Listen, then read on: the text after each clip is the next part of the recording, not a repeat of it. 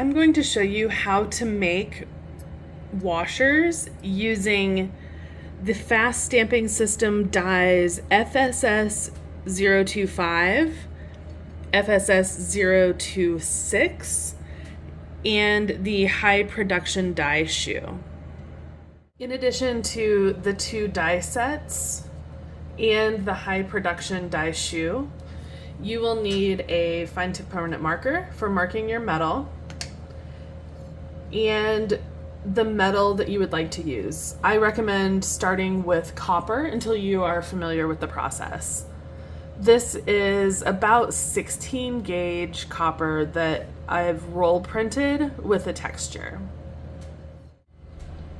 The first cut you're going to make is the internal shape, but in order to be able to line up the two dies, the shapes of the two dies, we need to get the measurements of the outer shape first and base all of our measurements on that so that we allow enough space between the cuts to accommodate the larger shape. I'll show you how to do that. The first thing we want to do is mark our metal where we eventually want our final outer shape cut to be. I like to leave at least about 1/4 of an inch on either side of the design. So I'm going to make a mark here. I'm just eyeballing this. You can measure, if you were going to use a precious metal like silver or something, I would maybe practice in copper a lot and then be much more precise in your measurements. But what I want to do is I want to just roughly lay out, using my Sharpie, on the metal where I want that first outer shape to be located. After you draw where you want the first outer shape to be located, I'm going to just eyeball where I want the second shape. And I'm just going to trace these outer shapes onto the metal for the full length of the strip I'm cutting. I do like to make sure that there's about 1/4 inch between the designs. So you can see here, it's closer to 1/2 inch, but you want to just lay out on your metal. These are just rough guidelines. You will get rid of these marks later. It will just help you space out the next step.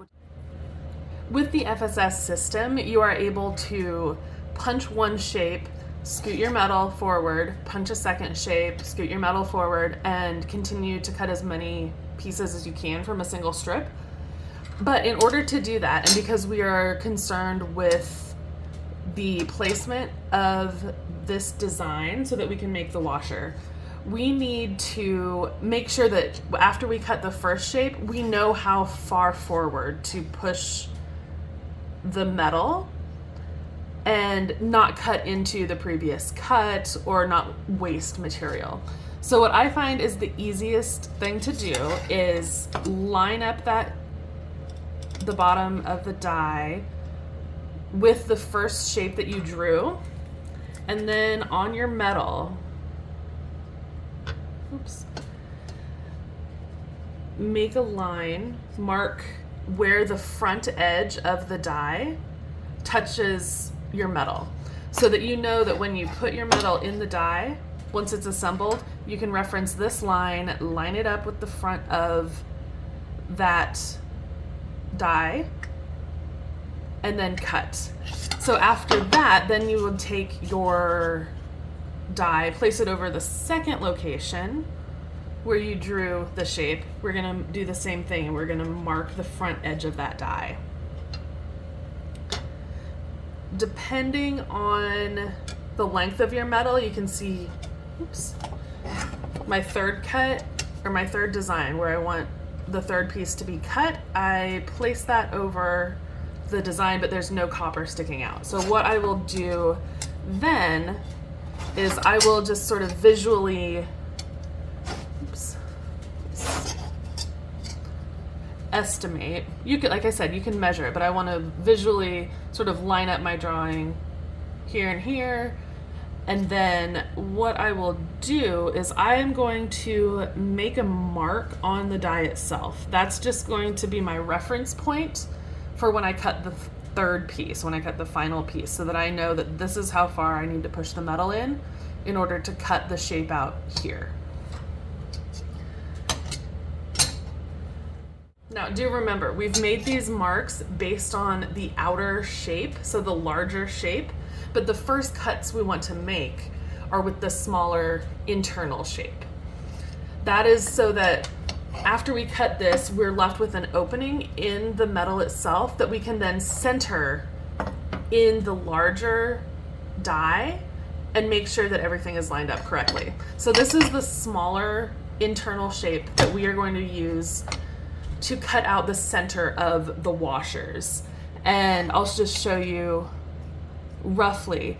When we align this mark that we made with the edge of this die, the small die, you can see that it's fairly centered within our first drawing of the outer shape. And then same thing, if we scoot it forward here, that shape is fairly well centered in this design.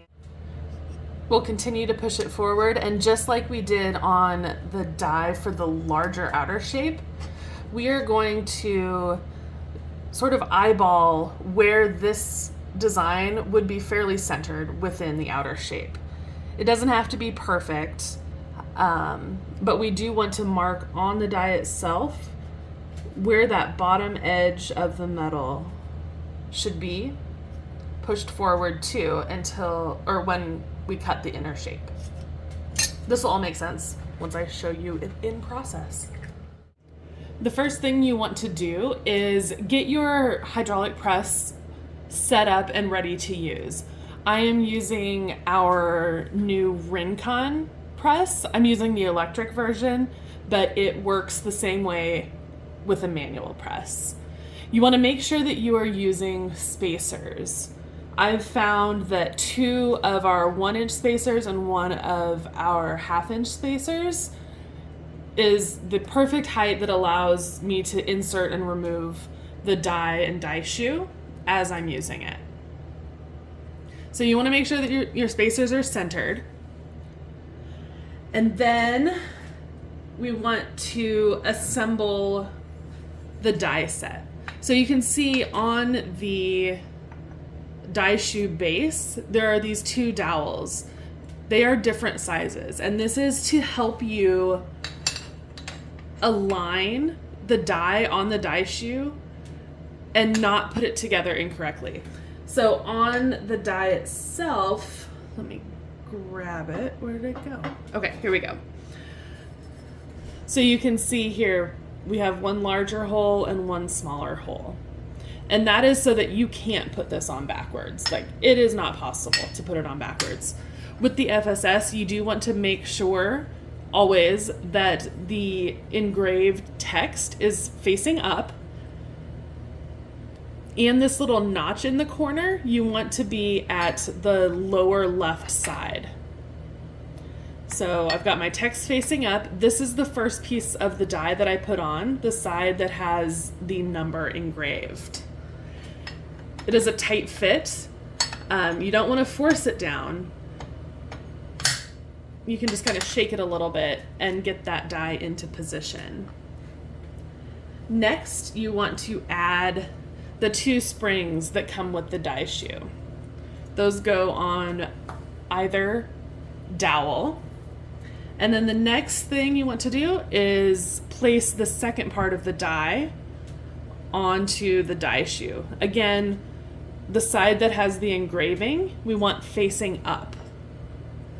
Line up the dowels, make sure that the 2 notches in the die set are together. You don't want to put this upside down, anything like that. So take care when you're putting it together, just to make sure that everything is lined up the way it should be.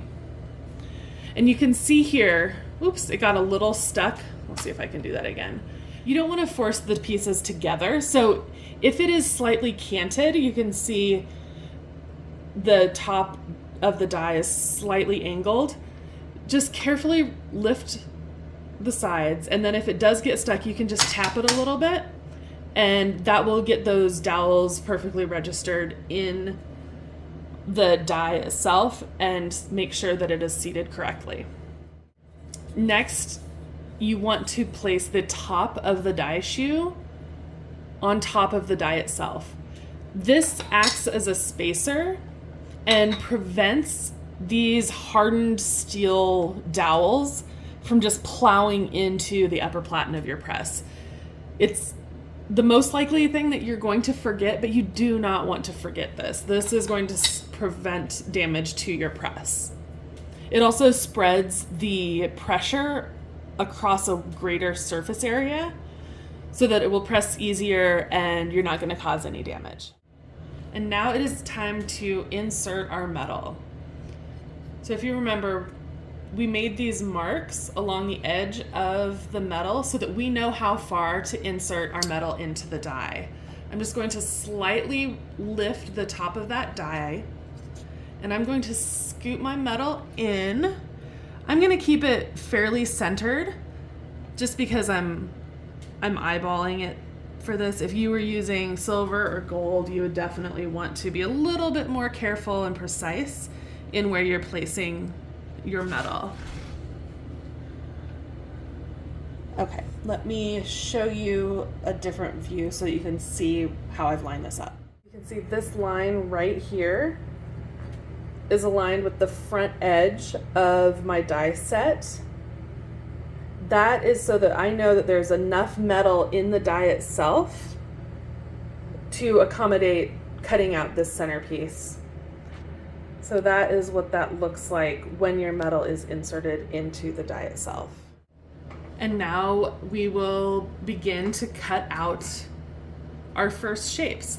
You want to make sure that your die shoe and your die are centered side to side in your press as well as front to back. So I'm just sort of gauging how much of this upper platen is extending over each side of the die. I stick my fingers on either side of the upper platen and gauge, how far my fingers go in on each side and when they touch the die. So that just gives me kind of an estimate on making sure that things are centered. So once you have it centered, then you can go ahead and press the die. You will hear a slight pop. You definitely don't want to overpress. It's not going to be a loud sound like it is with a pancake die. It's more like a soft thud. So just be careful. Make sure that you're not overpressing. You can always press as far as you think you need to, and then disassemble the die, take a look and see if you actually press through. But you just want to listen for that soft thud. So let's try it.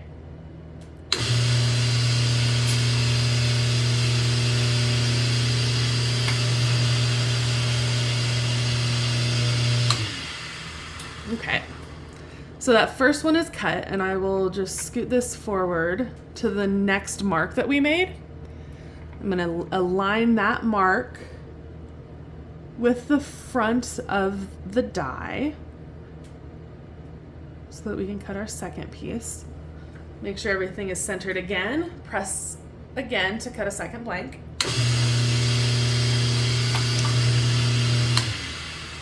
Lower that. And then this final cut, we want to, let's see if I can just take it apart and show you a little bit better.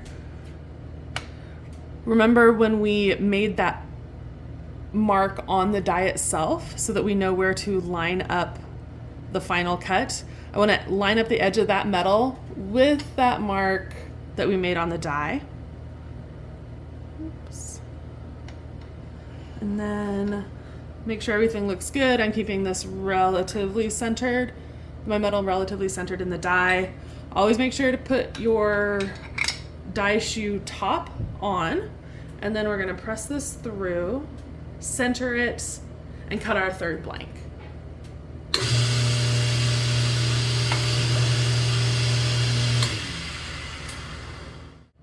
Okay, let's take a look. Pull this out. I'm going to remove the top of the die shoe, remove the top of the die, set that aside. And you can see we have the inner shape of each of our washers cut.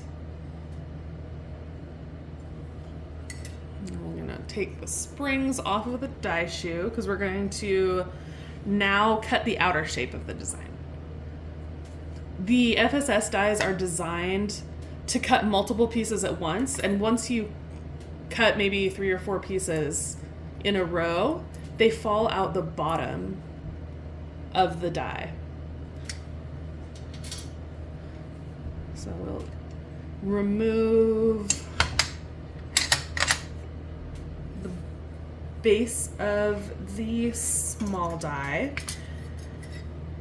and we will get set up with the larger. So this is going to cut the outside shape of our washer. And so now you can see why we cut the small shape first. It's so that we can easily center our design, our cutout, within the larger shape. Take the base of the larger outer shape of the die and place that onto the die shoe base. I'm gonna get that seated. And then what you're gonna wanna do is pick up the whole assembly. Your metal is going to be resting on top here, but in order to make sure that your design is centered where you want it to be, you're going to need to turn the die shoe base and the die base upside down, and then position your metal so that the cutout opening is exactly where you want it. You can either then just very carefully flip the die over and cut your blank, but what I like to do, just to give myself a little bit of extra security, is I will take some blue painter's tape, get everything set where I want it to be, and then I am taping the blank to the die shoe. Oops. And to the die itself. I'll use a couple pieces. And this is just to help me register, make sure that my metal stays where I want it to be. Oops. Replace this design, or this tape. So it's just to hold it in place a little bit so that it doesn't shift out of alignment. We'll flip that over. Oops, there we go. And then you want to add your 2 washers, or not washers, your 2 springs to the dowels. Again, make sure that you're using the matching top to the die that you're using. So it's always good to just double check, make sure that the shapes are correct. You want the text facing up, the notches aligned together, and then we're gonna just place that top of the die on top of those springs. We will insert the die shoe top, and just as we did before, we're gonna center the die in the press, and we are going to complete our first washer.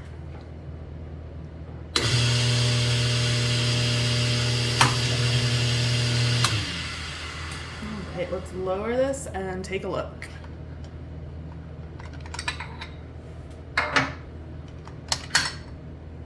So the springs aside. There we go. Just gonna kind of jiggle it a little bit. Okay. So because the FSS dies are designed to cut more than one at a time, more than one blank,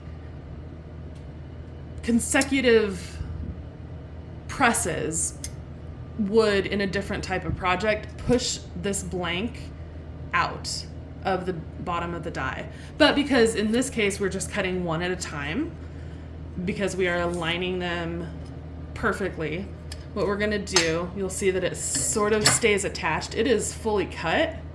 It just needs to pop out a little bit. because there was not a second piece cut to push it out. Let's see. We can get it to focus. And there we have our first washer.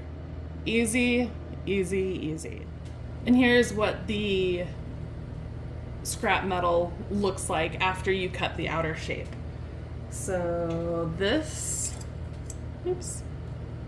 shape got cut out of this section, and so you're left with this design as well. If you had another larger shape that you wanted to make another washer with, you could then do that as well if you wanted to. So that is where that washer came from. Now let's cut out the remaining two and I will show you the finished product.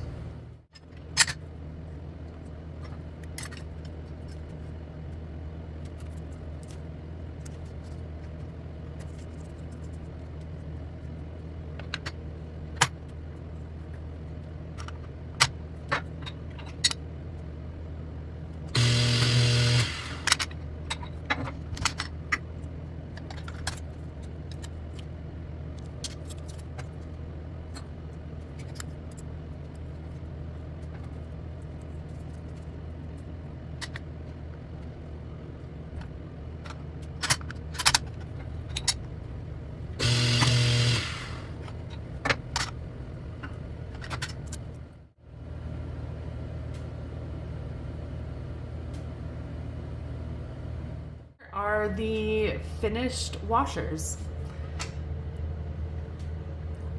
See, you can see here, there is a little bit of a burr, but that is to be expected. It's very minimal.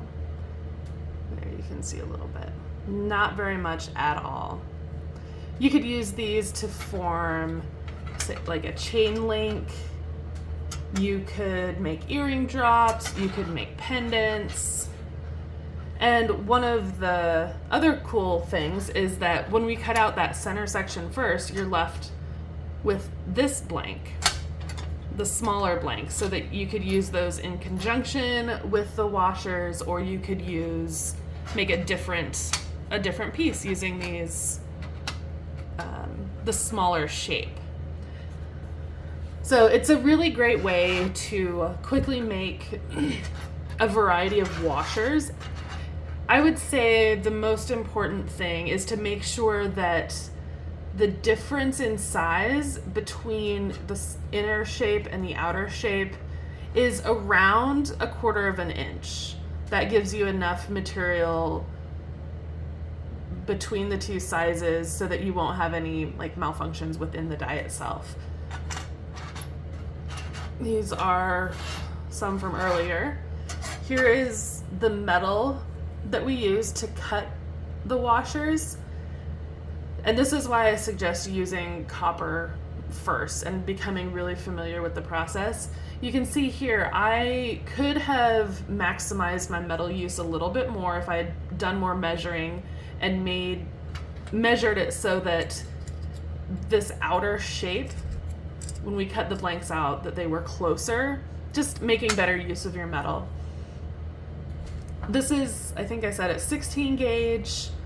You can check out the instructions for the FSS dies. It accommodates a wider range of gauges than our pancake dies. As far as the most important things to keep in mind, when you're assembling, your die, you want to make sure that the piece with the hole in it of the die is flat against the base of the die shoe. You want to make sure the text is facing up, the notch is in the lower left corner. You want to add your springs to each of the dowels, and then make sure that you are putting the top of the die, the piece that has the urethane, attached to it. You want to make sure that you are making sure that text is facing up and that the two notched corners are aligned. And then just tap that into place. Always, always, always add the top of the die shoe to the assembly, and then you are ready to go. Make sure you center this in your press and experiment with different shapes. You could make a washer using the small shape as the center, and then maybe it's a larger circle that cuts the outside of the washer. There's lots of possibilities. Review how to measure on your metal so that when you insert your metal into the die shoe, you know where to stop and push forward, make sure everything is aligned. So review that section of the video and have fun making washers. Thanks for watching.